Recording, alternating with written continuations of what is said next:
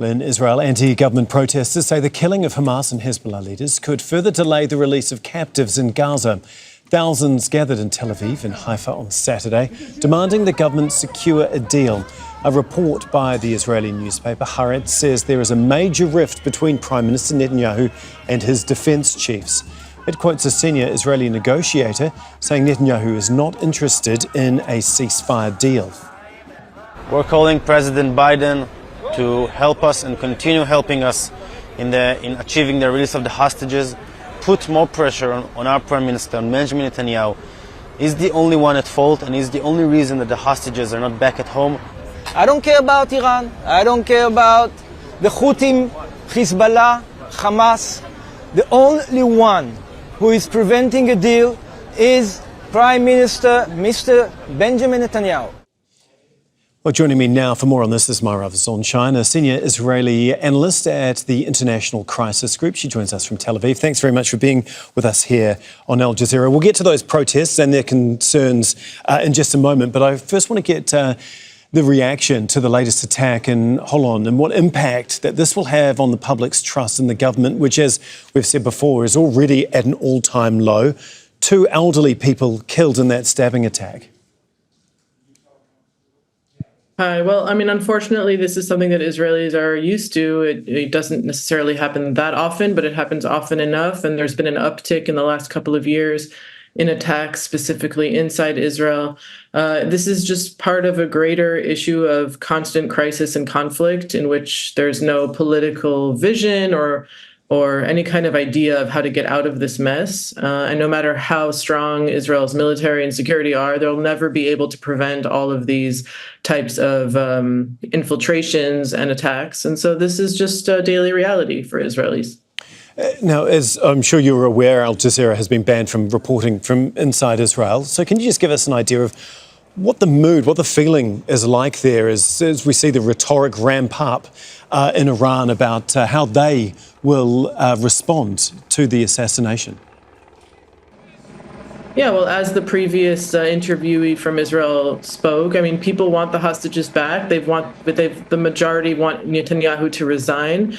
They've wanted this to stop for quite a while now. They understand that obviously they don't want Hamas in power in Gaza, but if you ask people who understand this issue, they understand it's not, you can't just make Hamas disappear. But Israelis have, as you said, no confidence in the government, no confidence in the military, or very little, and also not much confidence in the police. We could get into a whole segment just on what National Security Minister, far-right settler Itamar Ben-Gvir has done with the police, basically politicizing it. The police is nowhere to be found in certain instances when they're needed, but all of a sudden, when a few protesters are in front of the Knesset, they're there using force. So it's really just a horrible situation of the total lack of law and order and rule of law as Israelis have understood it until now. Yeah, well, there's been a report in Haaretz, as we mentioned a few moments ago, basically saying a major rift between Netanyahu and his defence chief, saying that Netanyahu is not actually interested in a ceasefire deal. Is that how you see it?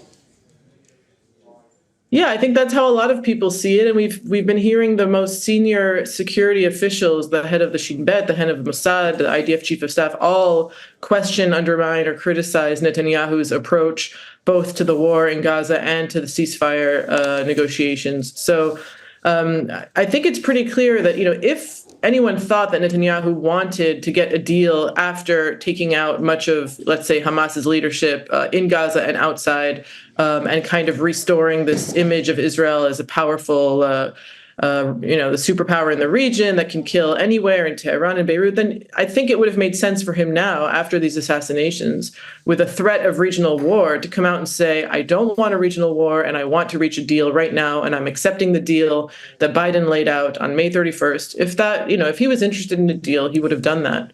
Yeah. But he's not done that. And so I think it's clear, it's not even my opinion, it's the opinion of the top security in Israel, that Netanyahu is not interested in a deal.